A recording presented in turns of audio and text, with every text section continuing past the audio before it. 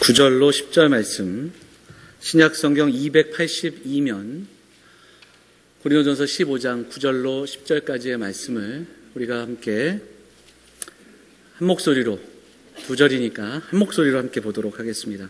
같이 함께 읽겠습니다. 나는 사도 중에 가장 작은 자라. 나는 하나님의 교회를 박해하였으므로 사도라 칭함받기를 감당하지 못할 자니라.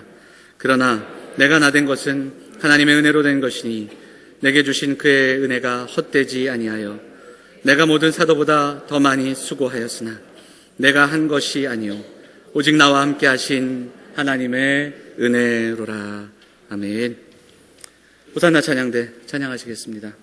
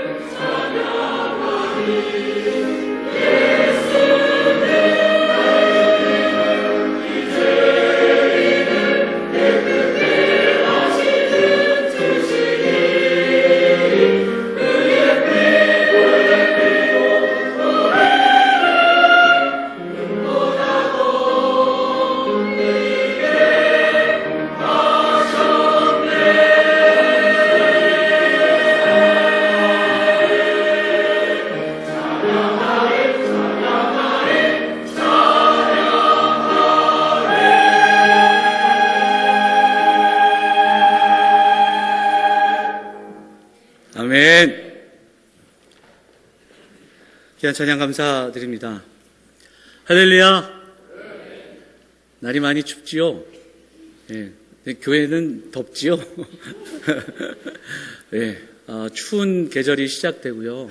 계절의 변화 속에서 우리가 살아가는데 날이 이번 주에 이제 갑자기 이제 기온이 많이 떨어지는 것 같습니다. 건강 조심하시고요.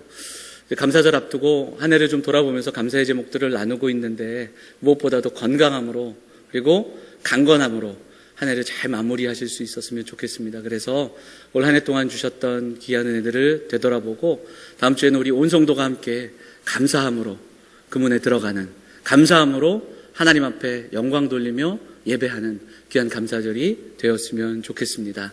오늘도 그 마음 담아서 우리 양옆에 계신 분들, 앞뒤에 계신 분들 인사를 좀 나누도록 하겠습니다. 잘 오셨습니다. 반갑습니다. 인사할까요? 네.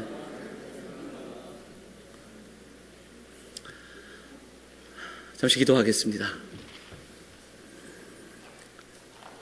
하나님 아버지 감사합니다. 지난 한 주도 우리의 발걸음 인도하여 주시고 변함없는 하나님의 사랑으로 우리를 인도하여 주시니 감사드립니다. 입술의 고백으로 끝나지 않게 하시고 온전히 주를 향한 그 사랑의 고백으로 우리의 삶을 내어드리고 살아가는 우리 사랑하는 영암의 성도들이 다 될 수 있도록 하나님 인도하여 주시옵소서. 마음과 정성을 다해 주의 말씀 앞으로 나아갈 때에 주의 말씀을 통해 경험하는 놀라운 하나님의 의를 맛보는 귀한 시간 될 수 있도록 인도하여 주시고 그 말씀을 붙들며 나아갈 때 우리의 삶이 회복되는 은혜를 경험하는 이 주일 아침 될 수 있도록, 그래서 우리의 감사의 제목, 유일한 감사의 제목, 구원하시고 자녀 삼으신 그 놀라운 은혜의 선포가 우리 사랑하는 성도들의 입술을 통해 교복되어지는 귀한 시간 될 수 있도록 함께하여 주시옵소서. 이 모든 말씀 우리를 권하신 예수 그리스도의 이름으로 감사하며 기도하옵나이다. 아멘. 우리 함께 봉독한 고린도전서 15장 말씀을 통해서 오직 은혜로라는 제목으로 오직 성경, 오직 믿음에 이어서 오늘은 오직 은혜로라는 제목으로 하나님 말씀을 나누도록 하겠습니다. 여러분들 아시는 책인데요. 빅톨 위고가 쓴 레미제라블이라는 소설이 있지요. 우리말로는 장발장 이렇게 번역이 되어 있습니다. 이것은 뮤지컬로도 그리고 또 영화로도 그렇게 제작이 돼서 우리에게 잘 알려져 있습니다. 잠깐 내용을 알지만 우리가 좀 살펴보자면 빵 한 덩어리를 훔치고 달아난 이 장발장이라는 사람, 이제 그가 감옥에서 잠시 나와 수도원에 숨게 됩니다. 그런데 수도원에서 받은 환대와는 달리 이 사람이 그만 욕심을 가지고 은쟁반을 훔쳐서 도망을 가지요. 도망가다가 잡혀왔습니다. 잡혀왔던 그를 위해서 수도원의 그 신부가, 사제가 이것은 내가 준 것이다. 왜 내가 준 은초 때는 안 가져갔느냐, 뭐 이렇게 하면서 그 위기를 벗어나게 됩니다. 그때 그 책을 찾아보면 그 수도사가, 신부가 이런 이야기를 합니다. 내게 고마워하지 말고 하나님께 감사하십시오. 당신의 영혼과 생명을 하나님이 사신 겁니다. 이런 권면을 하죠. 어찌되었든 이 계기로 전혀 다른 그 삶을 살아갑니다. 그리고 그가 나중에 시장이 되고 또 부자가 돼서 가난한 사람들을 막 돕고 이런 이야기들이 나옵니다. 그 이후에 또 다른 사건과 이야기가 연계되지만, 그런데 이 이야기 속에는 장발장과는 좀 다른 또 다른 한 사람을 우리는 만나게 됩니다. 그 사람의 이름은 자베르라는 사람이에요. 이 사람은 경감, 형사였는데 이 장발장을 평생을 쫓아다닙니다. 이 사람을 잡는데 모든 것들을 이렇게 던지는 그런 사람입니다. 그 사람의 삶을 보면 법을 믿습니다. 정의를 믿고 그리고 그 정의를 실현하기 위해서 살아갑니다. 그런데 그의 삶 가운데 빠진 게 있어요. 그게 뭐냐면 바로 은혜입니다. 대가 없이 주어지는 은혜를 그는 알 수 없습니다. 기억나는 것은 몇 년 전에 이 소설이 뮤지컬 영화로 제작이 돼서 그 영화를 제가 본 기억이 있습니다. 그때 이 자베르라는 경감이 나중에 그 프랑스 혁명에 이렇게 흔들리는 가운데 죽음의 위기를 오히려 경험합니다. 혁명군들에게 죽게 되는 위기 속에서. 근데 그때 누가 구해줍니까? 바로 이 장발장이 목숨을 건져줍니다. 그런데 그 다음 장면은 도움을 받아서 목숨을 건지는데 이 모든 상황들을 받아들이지 못하고 견디지 못한 자베르가 어떻게 합니까? 자살을 합니다. 장발장이 이제 나이가 들어 그리고 몸이 쇠해서 이제 죽게 되는 장면에서 그가 남겨주는 대사가 한마디 있습니다. 다른 사람을 사랑하는 것이 하나님의 얼굴을 보는 것이다. 하나님의 은혜를 경험한 사람이 은혜의 삶을 살면서 들려주는 고백입니다. 저자인 빅토르 휴고가 얼마나 그 은혜에 대해서 깊이 묵상했는지는 알 수 없지만, 그래서 정확히 알 수는 없지만, 이 작품을 통해서 우리는 은혜라는 단어를 떠올리게 되고 그 은혜를 입은 자가 살아가는 은혜의 삶을 우리는 조금 더 맛보고 또 살펴볼 수 있습니다. 은혜. 사실 이 은혜는 쉽게 설명되지 않습니다. 설명될 수도 없습니다. 그럼에도 불구하고 성경은 온통 이 은혜에 대한 이야기로 가득 차 있습니다. 그리고 이 은혜를 경험했던 사람들이 많이 나오죠. 그 중에 대표적인 사람이 바울입니다. 오늘 우리가 봉독한 고린도전서는 바울이 고린도 교회, 고린도 성도들에게 쓴 편지이고 자기 자신의 삶과 자신을 돌아보면서 들려줬던 이야기입니다. 바울이 누구입니까? 바울은 어찌 보면은 바로 자베르와 같은 사람이었는지도 모릅니다. 율법에, 스스로 얘기합니다. 율법의 의로는 나는 흠이 없는 자다. 율법을 지키기 위해 했었고 율법을 수호하기 위해서 율법에서 벗어나고자 했던 초대교회 성도들을 핍박하고 박해하고 죽이려고 했던 자가 바로 바울이었습니다. 그런데 그가 한 사건을 경험하죠. 부활하신 주님을 만납니다. 부활하신 주님이 그를 찾아오신 겁니다. 그리고 그는 들려줍니다. 지금까지 붙들었던 그 수많은 것들, 그 모든 것들을 버리고 심지어는 그걸 뭐라고 표현하냐면 배설물이다 표현하면서 은혜의 삶을 살아갑니다. 그에게 은혜의 주님이 찾아오신 겁니다. 은혜, 이 은혜라는 말을 사전적인 정의로 찾아보니까 받을 자격이 없는 사람이 받은 선물 이렇게 되어 있습니다. 자격 없는 자에게 주신 선물이에요. 그러니까 오직 은혜, 오직 믿음 이렇게 이야기하면 여기에서 쓰이는 솔라, 오직은 이것 외에 다른 것으로 이것을 대체할 수 없다는 겁니다. 믿음이 아닌 다른 것 어떤 것으로도, 은혜가 아닌 어떤 것으로도 이 자리를 대신할 수 없다라는 것을 강조하는 겁니다. 그래서 로마 3장에서 사도 바울이 그리스도 예수 안에 있는 속량으로 말미암아 하나님의 은혜로 값없이 의롭다 하심을 얻은 자가 되었다. 속량과 값없는 은혜가 똑같은 그 뜻으로 반복해서 쓰이고 있는 것을 보게 됩니다. 지난주에도 그리고 오늘도 말씀드립니다. 구원은 공로와 그리고 행실과 착한 삶으로 우리에게 주어진 것이 아닙니다. 우리에게 어떤 자격이 돼서 우리가 구원받을 수 있던 것이 아닙니다. 오직 믿음을 은혜로 우리에게 주신 그 하나님의 선물로 은혜로 우리가 구원받았음을 우리는 오늘도 기억을 해야 됩니다. 구원은 내 힘으로 내 노력으로 이루고 갈 수 있는 것이 아니에요. 선물이며 그리고 은혜인 겁니다. 종교개혁 시대에 에라스무스라는 사람이 있었습니다. 이 사람이 쓴 책의 제목 중에 하나가 자유의지론입니다. 그는 우리는 타락했다. 하지만 완전히 타락하진 않았다. 우리에겐 선한 양심이 남아있다. 그래서 이 선한 양심으로 우리는 선택할 수 있다는 거예요. 선한 행위를 할 수도 있고 그래서 우리가 선택을 해서 구원에 필요한 그 선한 행위의 조건을 우리가 충족시킬 수 있다. 우리는 그래서 구원받는다. 이 이야기, 자유의지론을 펼쳤습니다. 많은 사람들에게 공감을 갖게 했습니다.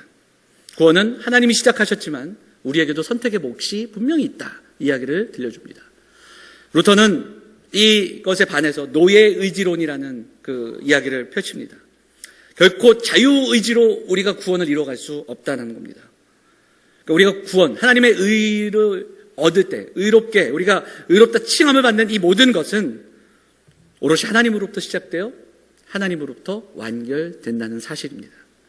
여기에서 하나님의 은혜가 이야기되고 조금 전에 말씀드렸던 로마서 3장 말씀처럼 값없이 주는 속량, 전적인 하나님의 은혜가 나오는 겁니다. 두 사람의 차이는 하나님에 대한 지식의 차이이기도 하고 인간에 대한 지식의 차이입니다. 전적인 타락을 라고 보지 않았던 에라스무스는 부분적인 살아남은 그 선한 양심으로 살아갈 수 있다. 구원을 이룰 수 있다라고 이야기하는 겁니다. 그러나 로마서 3장에서 계속해서 이야기합니다. 의인은 없나니 하나도 없다. 깨닫는 자도 없다. 이렇게 말씀하고 있습니다. 우리가 지난주에도 나눴던 이야기의 연속입니다.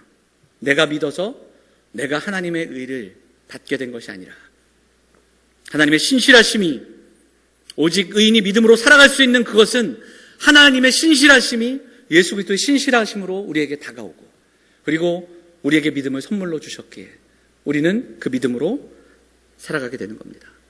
그래서 아무도 하나님 앞에서 자랑할 것이 없다고 이야기하는, 성경은 온통 이 은혜의 원리로 가득 차 있는 겁니다. 자, 그럼 성경에 더 말하는 이 은혜의 이야기들을 좀 살펴보도록 하겠습니다. 누가복음 23장에 우리는 잘 아는 장면을 보게 됩니다. 예수님이 십자가를 지셨습니다. 양옆에 누가 있죠? 누가복음의 표현대로라면 행악자가 있습니다. 강도가 양편에 있었습니다. 오른편인지 왼편인지 그게 중요한 게 아니라 두 사람이 있는데 한 사람이 이렇게 외칩니다. 예수님에게, 네가 나를 구해내보라. 우리를 여기서 내려가게 하라. 능력을 보여줘라. 그러면서 이야기하죠. 그때에 다른 한 강도가 꾸짖습니다.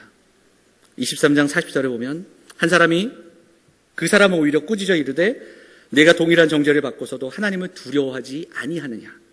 우리는 우리가 행한 일에 상당한 보응을 받은 것이니 이에 당연하거니와 이 사람이 행한 것은 옳지 않은 것이 없느니라.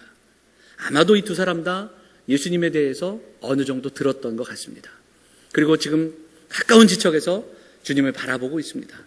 한 사람은 그에게 호통치고 그리고 저주하고 있습니다. 그리고 한 사람은 그 예수 그리스도께서 십자가에 지시면서도 끝까지 자신을 조롱하고 자신을 십자가에 못 박은 자들을 위하여 기도하는 그 기도를 듣게 됩니다. 그리고 주님을 다시 바라보게 됩니다. 그리고 그가 이야기합니다. 예수여, 당신의 나라에 임하실 때 나를 기억해 주십시오. 그가 할 수 있던 건 이 한마디뿐이 없었습니다. 여러분, 그는 앞으로 회개하고 착하게 살아갈 수 있는 시간이 주어지지 않은 사람입니다. 그는 회개하고 말씀 읽고 말씀을 배우고 암송하고 그 말씀대로 살아갈 수 있는 시간과 기회도 없는 사람이었습니다. 그는 말씀을 통해서 깨닫는 은혜를 가지고 사람들에게 전도하고 하나님의 교회를 섬기고 봉사하며 구제하며, 그리고 그 당시 많은 사람들이 지켜냈던 그 율법을 지켜낼 수 있는 기회가 없는 사람이었습니다. 그런데 주님은 그에게 말씀하십니다. 오늘 네가 나와 함께 낙원에 있으리라. 하나님의 은혜, 이 은혜가 누구를 통해서 부어지는지, 우리의 노력과 우리의 열심과 우리의 수고와 우리의 땀이 아니라 바로 오직 예수 그리스도를 통해서 우리에게 주시는 은혜라는 것을 우리가 묵상하게 되는 그러한 말씀이기도 합니다. 누가복음 15장에 앞으로 오면 누가복음 15장에는 세 개의 이야기가 나옵니다. 여러분들이 잘 아시는 이야기예요. 이 세 개의 이야기 중에 첫째는 뭡니까? 양 한 마리를 잃어버리는, 100마리 중에 한 마리를 잃어버리는 목자 이야기가 나옵니다. 두 번째는 동전 하나를 잃어버리는 여인의 이야기가 나옵니다. 자, 그러면 세 번째 나온 이야기가 뭘까요? 기억하세요?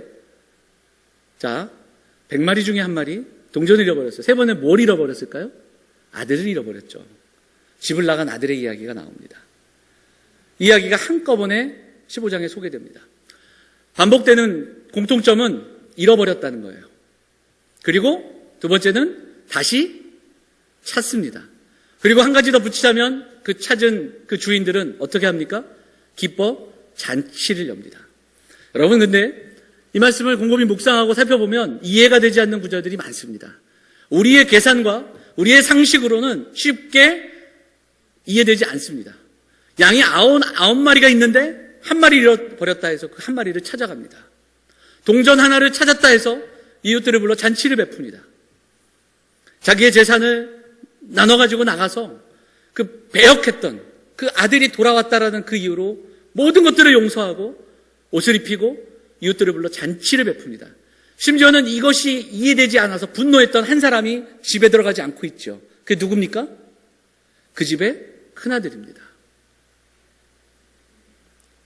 무슨 말씀인가? 여기에서 이 말씀을 왜 우리에게 들려주는가? 15장의 그 시작 가운데 예수님이 세리와 죄인과 청년들과 함께 있는 것을 보며 수군거리는 사람들이 있었습니다.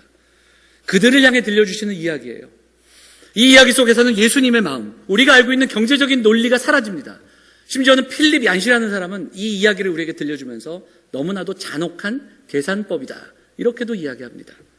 그런데 이것이 결코 잔혹하지 않는 이유는 여기에 우리 주님의 마음이 담겨 있기 때문에 그렇습니다.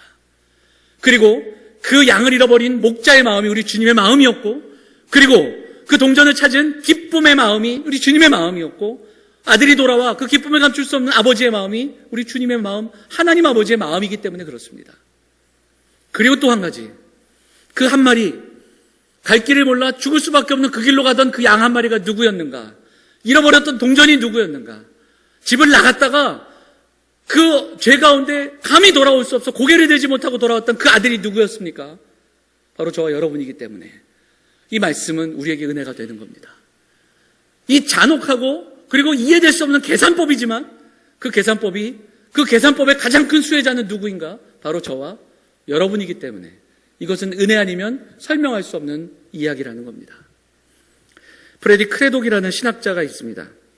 이분이 이 마지막 탕자의 이야기를 하면서 많은 사람들에게 이제 강연을 하는데, 여기서 은혜를 빼보자, 이렇게 이야기합니다. 은혜를 빼고 어떤 상황으로 바뀔까? 아마 아버지는 큰형에게 가서 큰형의 어깨를 두드리면서 너밖에 없다. 이제 내게는 아들은 너 하나뿐이야. 그동안 정말 수고했다. 앞으로도 수고해다오. 네가 그동안 노동하고 수고했고 나는 너에게 상을 줄 것이고 네가 일한 만큼 대가를 지불할 것이고 그 노력과 수고의 땀의 결과는 이 반지다. 그리고 옷을 입혀주마. 그리고 네가 내 아들이다.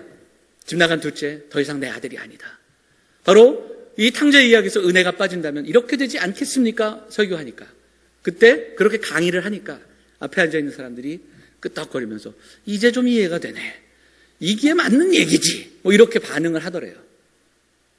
그러나 성경의 이야기는 그렇지 않습니다. 성경은 예수님의 이야기, 기다리는 아버지, 예수님 자신이었습니다.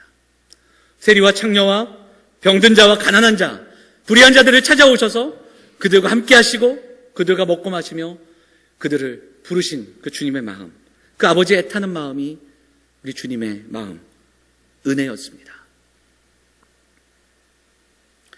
마태복음 20장에는 여러분 잘 아시는 포도원의 이야기가 나옵니다. 이 이야기는 여러 번 우리가 나누지만 이른 아침부터 일꾼을 포도원 주인이 불렀어요. 이른 아침부터 일합니다. 그런데 웬일인지 주인이 점심때 나가서 또 뭐 합니까? 길에 있는 일꾼들을 데려옵니다. 점심때 와서 또 일합니다. 오후 3시가 됐습니다. 3시에 나가서 또 일꾼들을 데려오고 이제 5시면 문을 닫는데 1시간도 채 안 남은 그 시간에 또 나갔습니다. 그래서 또 일꾼들을 기용해서 데려와서 일을 하게 합니다. 여기까지는 이해가 되는데요. 그 다음에 어떤 일이 벌어집니까? 품삯을 계산할 때 문제가 생깁니다. 왜 그럴까요? 9시에 일어와서 8시간 열심히 일한 사람에게 줬던 금액과 1시간도 채 일하지 않은 사람과의 금액이 어때요? 같았습니다. 아마 요즘같이 이런 일이 있다면 가만두지 않을 겁니다.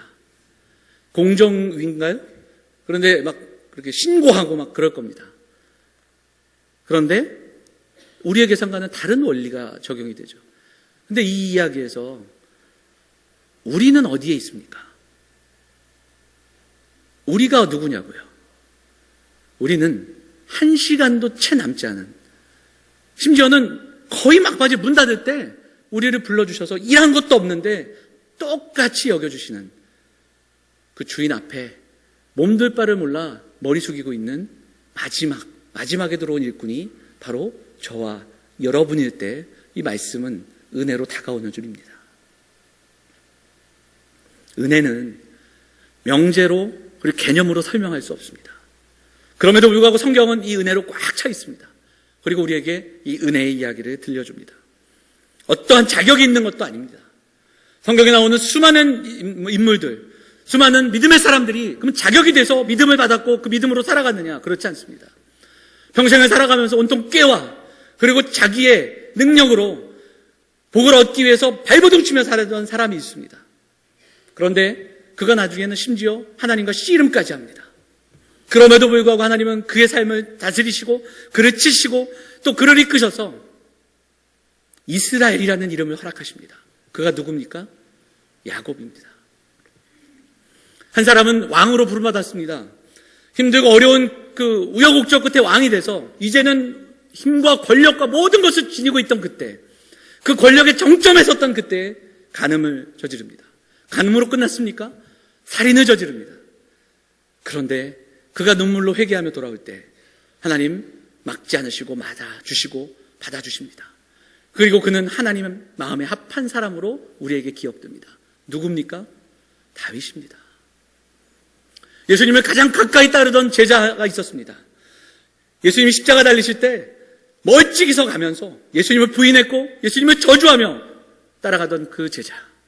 그럼에도 그 제자는 초대교회의 지도자가 되어서 하나님 말씀을 전하는 곳마다 또 회개하고 돌아오는 사람들이 있고, 그리고 그는 나중에 그 주님의 사랑을 감당하지 못하여 십자가에 거꾸로 못 박아 죽게 되는 그런 삶을 살아갑니다.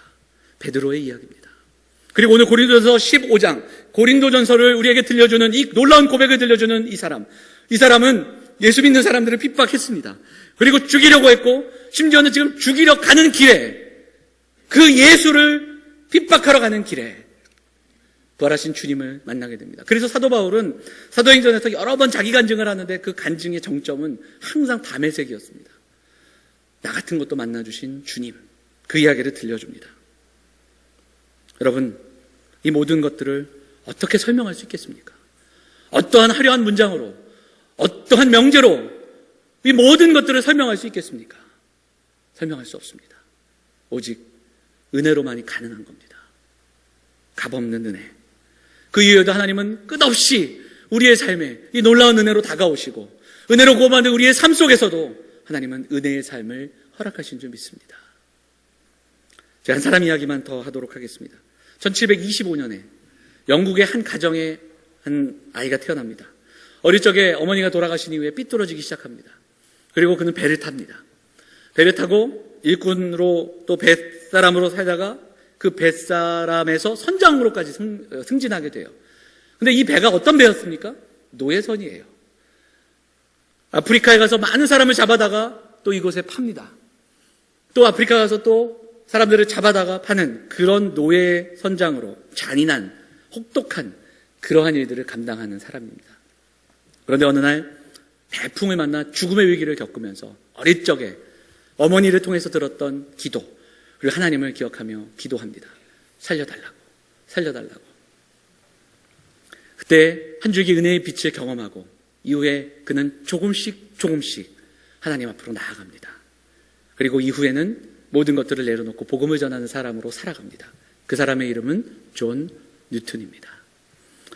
그가 이런 고백을 들려줍니다. 가장 무지하고 비참한 노예 같은 나, 노예를 팔던 내가 이렇게 복음을 전하게 된 것은 오직 은혜를 전하고 은혜를 증거하고 은혜를 세상에 알리기 위함입니다. 그가 이 고백을 담아 쓴 찬송시가 있습니다. 그게 뭡니까? 나 같은 죄인 살리신, 측량할 수 없고 감당할 수 없는 그 놀라운 어메이징한 그레이스, 나 같은 죄인 살리신 그 은혜에 놀라워 잃었던 생명 찾았고 광명을 얻었네. 큰 죄악에서 건지신 주 은혜에 고마워. 나 처음 믿은 그 시간 귀하고 귀하다. 그 고백들을 우리에게 들려줍니다. 82세까지 복음을 전하던 존 뉴턴 목사는 그 고백을 이야기하면서 이 찬양송을 들려주죠. 지금도 많은 사람들이 이 찬송을 부르며 하나님의 은혜를 묵상하고 고백합니다. 그 사람, 그 존 뉴턴을 만나셨던 그 하나님, 그 은혜는 오늘 공고한 삶을 살아가는, 그리고 자격 없고 죽을 수밖에 없던 이 자들, 우리들을 만나주신 하나님의 그 은혜의 하나님이기 때문인 줄 믿습니다. 사랑하는 여러분, 오늘 우리가 분명한 사실을 기억하고 기도하기를 원합니다. 우리는 오직 은혜로 구원받았습니다. 하나님의 은혜로 구원받은 하나님의 자녀들입니다. 그리고 그 은혜로 또한 이 땅을 살아가고 있습니다. 이 놀라운 사실, 이것이 우리의 고백이 되고 올 한 해 여러 가지 이유와 여러 가지 형편이 있겠지만 우리에게 변하지 않는 가장 첫 번째 감사 고백이 될 수 있기를 간절히 소망합니다. 은혜는 우리가 하나님의 사랑을 받기 위해 더 이상 할 일이 없다는 뜻입니다.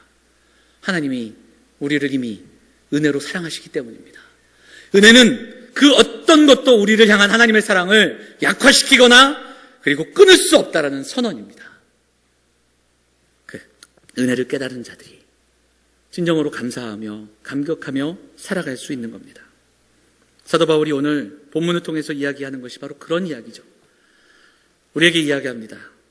맨 나중에 만삭되지 못하여 난 자 같은 내게 찾아오신 겁니다. 주님은 내게 은혜로 찾아오셨습니다. 나는 사도 중에 가장 작은 자입니다. 교회를 박해했고요. 교회를 핍박했습니다.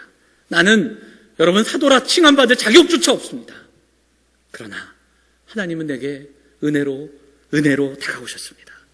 그래서 내가 있는 거예요. 그래서 내가 여러분에게 편지를 씁니다.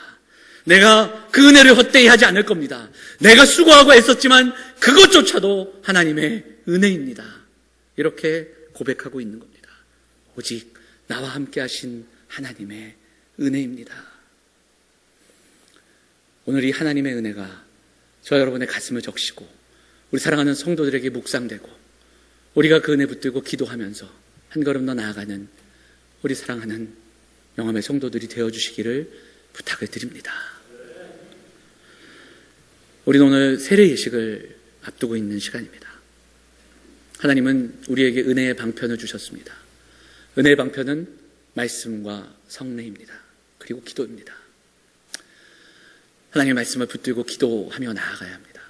그리고 세례와 성찬을 통해 이 땅 가운데 그럼에도 하나님의 자녀로 불러주신 그 은혜로 감사로 먼저 기도하며 나아갈 수 있는 우리 성도들이 되어주시기를 부탁을 드립니다. 오늘 두 분의 우리 교우들이 세례를 받습니다.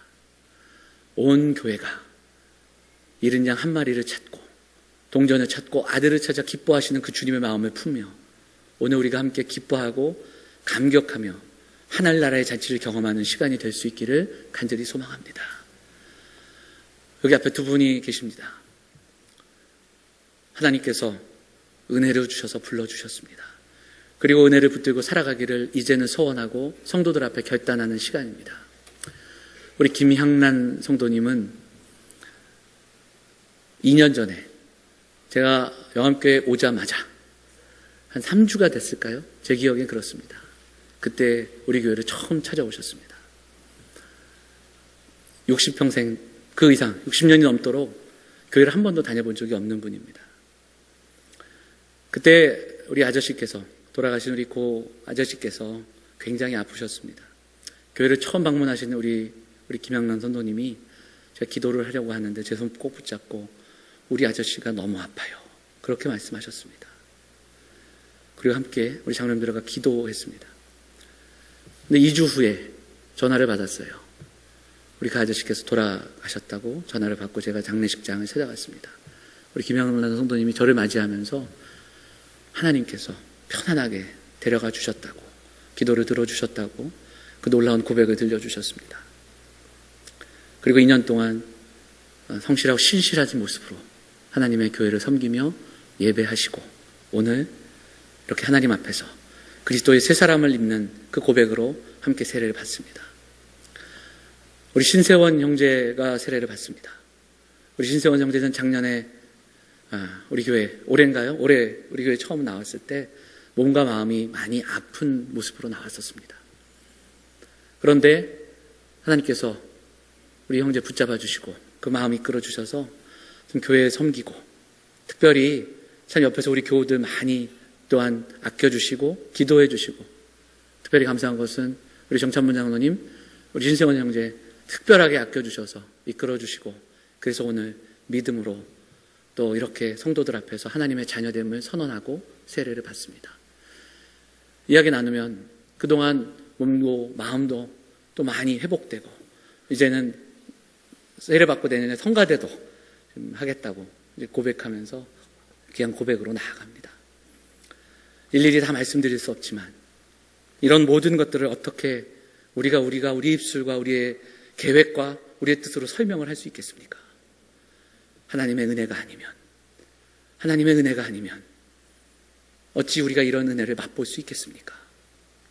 오늘 사랑하는 성도들 세례를 받는 이 시간, 하나님이 이 시간 모든 시간들을 은혜의 방편으로 삼으셔서 우리 사랑하는 성도들이 함께 그 은혜 앞으로 나아가고 그리고 은혜를 경험하는 귀한 시간이 될 수 있기를 원합니다. 사랑하는 여러분, 가을의 끝자락입니다. 제가 말씀 서두에 레미제라블 잠깐 소개했지만 여러분, 레미제라블의 뜻이 뭔지 아세요? 장발장이 아니더라고요. 레미제라블, 불쌍한 사람들입니다. 그 불쌍한 사람들. 이 시대를 살아가는, 그리고 하나님 앞에 불쌍하고 그리고 가련한 사람들, 은혜가 아니면 살아갈 수 없던 사람들, 바로 저와 여러분입니다. 그 우리를 위해 이 땅에 오신 예수 그리스도, 그 은혜를 붙들고 이 시간 정말 하나님 앞에 머리 숙여 그 은혜 앞에 반응하며 감사함으로 기도하고, 또 오늘 세례받는 우리 지체들을 바라보며 하나님의 은혜를 묵상하고 정말 진정한 감사의 자리로 나아가는 우리 모든 성도들이 되시기를 간절히 소망합니다. 내일부터 우리가 특별 새벽 기도회를 합니다. 저는 사실 새벽 기도회 앞에 특별이라는 그 이름이 붙는 것에 대해서 고민이 좀 많습니다. 하지만 1년에 우리가 부활절과 감사절, 이때에 특별히 이런 시간들을 갖는 이유는 그래도 여러분들 평소에 기도하지 못하는데 이때에 다시 한번 마음을 다잡아 우리가 함께 기도하고 하나님의 은혜를 묵상하는 시간입니다. 매일 안 나오셔도 좋으니 여러분 그 시간에 집에서 일어나셔서 기도하시고, 이번 한 주는 정말 내게 있어서 가장 잃어버릴 수 없는, 그리고 잊을 수 없는, 그리고 포기할 수 없는 감사의 제목, 심신이 연약하고 그리고 감사가 나오지 않는 그때에도 감사할 수 있는 그 놀라운 감사의 제목, 이거 놓치지 않고 올 감사절에 그 구원의 기쁨과 감사로, 그 감격으로 예배하고 하나님 앞에 나아가는 우리 사랑하는 성도들이 되시기를 간절히 원합니다. 오늘 바울이 들려주는 그 놀라운 고백, 우리 성도들의 고백이 되시고 그 은혜의 고백과 그 은혜의 삶을 기꺼이 믿음으로 살아가는 우리 영암의 성도들 다 되시기를 주님의 이름으로 축원을 드립니다. 우리 같이 기도하겠습니다. 우리 잠시 말씀 생각하면서 우리 함께 기도하겠습니다. 하나님, 우리가 무엇인데 이렇게 은혜를 주십니까? 하나님, 그 은혜 앞에 반응하며 살아가는 우리가 되게 해 주십시오. 특별히 오늘 세례받는 우리 지체들에게 하나님 은혜 주셔서, 그리고 우리 모두에게 은혜 주셔서 그 하나님의 은혜를 경험하고 나아가는 시간 되기를 우리가 소망하며 함께 기도하도록 하겠습니다. 같이 기도하겠습니다.